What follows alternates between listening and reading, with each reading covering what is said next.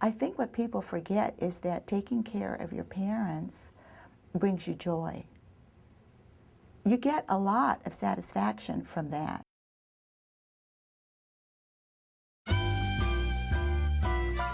My mother and father used to travel a lot. They went from San Francisco, Hawaii, Alaska. She loved her garden. She loved animals.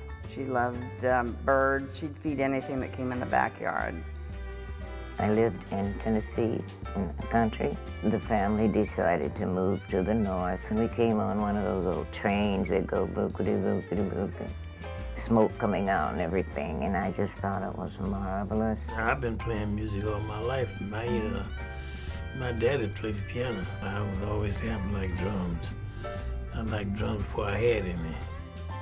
She's from a little town called Hazleton, Pennsylvania. It's a coal mining town, and she comes from a huge Italian family. She was a pianist in her day, won some scholarships. She likes to bake, cook. She's very good. Italian specialties, so she was very, very good at that. Family caregivers like sons and daughters and husbands and wives are pretty in crisis mode when they come to us. They typically can't express exactly what it is they need. They know they need something. The date was January 26th of 2006. I'll remember it vividly. I got a call from Kaiser telling me that my mother would not be able to live alone. It was such a shock. It was very hard for me to let go. You know, she was always mom and gave guidance, and now we're telling her what to do and taking care of her finances. There are a lot of unknowns. It's just kind of uncharted territory for these families, and so they need a little bit of help, and they don't have a map. My sister and I made the decision that as long as we could do a really good job in keeping her safe and well-fed and on her meds, could we take care of her. It's valuable to be able to prevent or at least delay someone moving to a licensed facility, only because financially it's devastating to have to move to a licensed facility. It's very expensive, as well as so many people, that's not what they want for their loved one. And it's not easy to think about those things. But I guess the bottom line is what's the best for everyone involved. And what he used to do for himself, some of those things he can't do for himself now. So I want him to grow old gracefully with dignity and do as much as he can for himself until that time comes.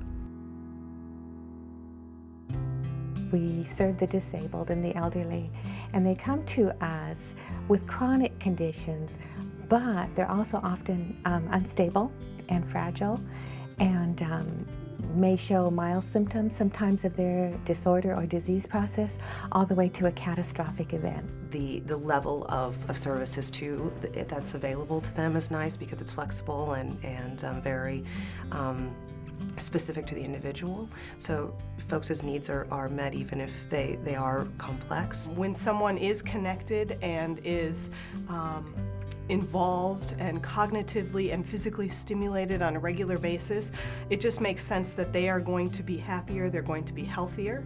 So my mom gets on the TriMet lift in the mornings, 7 o'clock, heads out to Lambert House, and I head to my job downtown, and then we meet back at the house at 5:30, and she tells me on and on about what they did all day.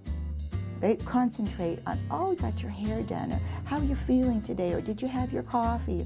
What a great job you did with your little art project.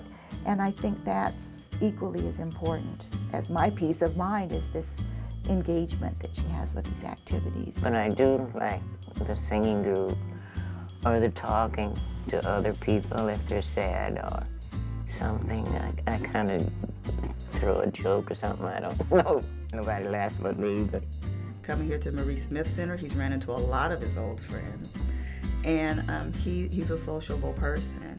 He likes the cards and the dominoes and playing his music and interacting with the people.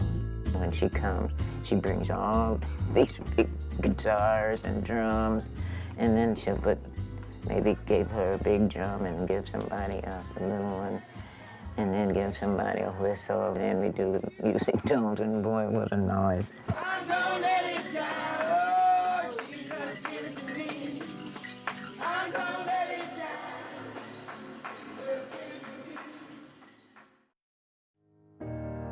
We work with people who are at the end of their journey or near the end of their journey, and we're still there for them. They are still a member of a community. They still have a contribution to make. They still can make an impact. They can still participate in an art class or create music and make new friends, and that is profound. And with this routine of going to Lambert House every day, she looked forward to it. She loved the people. She made friends. It was a godsend. It really was. The best part of my day are things like what happened today and the day before, actually, regularly, which is where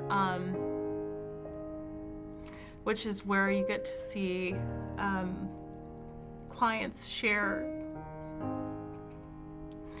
They just share themselves, and they're totally at home. And you can see in their eyes that they feel so comfortable to share their skills and to share themselves with us openly, and they know that it's safe. So the best part is when you see the glimmer in their eyes that just, it's so genuine, it's so real, and they trust us every day to take care of them.